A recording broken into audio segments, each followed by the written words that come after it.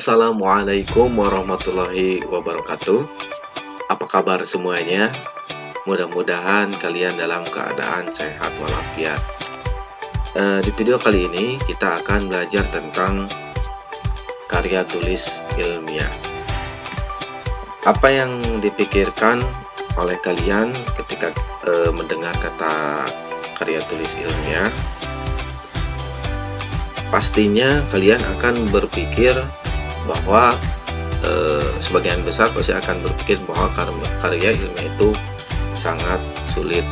Padahal kalau kalian tahu metode-metode dan cara menulis karya ilmiah dengan benar, pastinya itu akan mudah. Karena apa? Karena karya tulis ilmiah itu nantinya akan bermanfaat untuk kalian ke depannya. Kita langsung ke pembahasan karya ilmiah itu sendiri. Yang pertama yaitu pengertian karya tulis ilmiah. Karya tulis ilmiah atau KTI adalah tulisan hasil litbang dan atau tinjauan ulasan, kajian, dan pemikiran sistematis yang dituangkan oleh perorangan atau kelompok yang memenuhi kaidah ilmiah. Nah, kita ambil kata kuncinya. Yang pertama itu tulisan, yang kedua pemikiran sistematis oleh perorangan atau kelompok yang memenuhi kaidah ilmiah. Berarti karya tulis itu yaitu adalah tulisan hasil dari pemikiran yang sistematis, bisa oleh perorangan atau kelompok yang memenuhi kaidah ilmiah. Karya ilmiah juga adalah hasil akhir dari suatu gagasan yang dibukukan. Nah, kita belajar memenuhi kaidah ilmiah. Kaidah ilmiah adalah aturan baku dan berlaku umum yang berkaitan dengan ilmu pengetahuan. Berarti dalam menulis karya ilmiah itu, yaitu aturannya itu harus baku, ya, harus baku. Dan di dalam kaidah ilmiah itu ada sistematis, ada formal, ada gaya bahasa, dan ada etikanya. Ya. Sistematis yaitu seperti ini ya. Pertama ada pendahuluan, ada metode penelitian, pembahasan, dan kesimpulan. Jadi mengkerucut ya seperti segitiga ke bawah itu.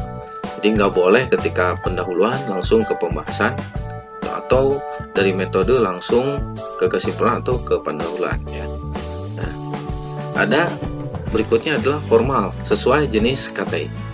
Jadi karya tulis ilmiah itu banyak ya jenisnya. Jadi bukan hanya selembaran yang dibukukan lalu dibagikan ke khalayak umum, bukan hanya itu ya yang seperti kita baca-baca di luar, tapi LKS, modul itu juga adalah karya tulis ilmiah. Nah, gaya bahasa itu baku sesuai dengan EED. Kalau misalkan di Indonesia menggunakan gaya bahasa yang ada di Indonesia, yaitu sesuai dengan EED. Nah, kalau misalkan karya tulis ilmiahnya tingkat internasional, berarti kita harus menyesuaikan dengan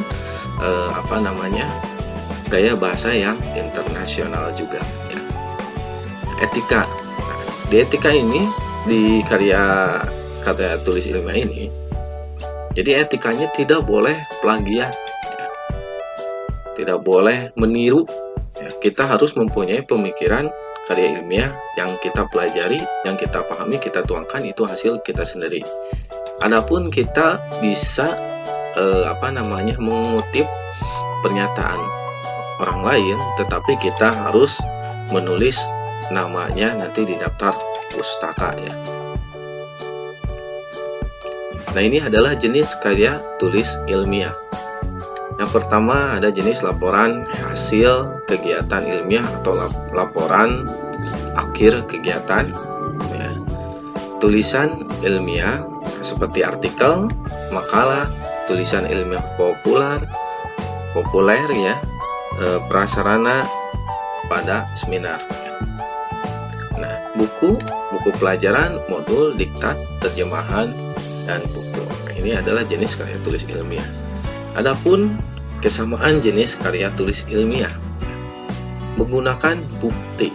Ketika kita membuat karya ilmiah, kita harus menggunakan bukti yang sesuai dengan fakta ya, dan menggunakan struktur dan urutan untuk membantu pembaca seperti tadi ya, di sistematis, menggunakan acuan gagasan atau hasil penelitian siapapun yang digunakan dalam tulisan.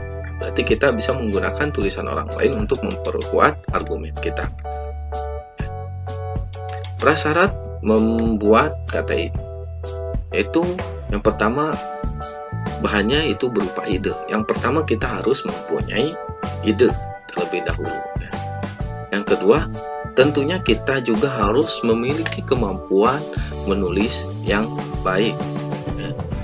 Yang ketiga, kemampuan berpikir yang ilmiah, yang rasional, yang masuk akal.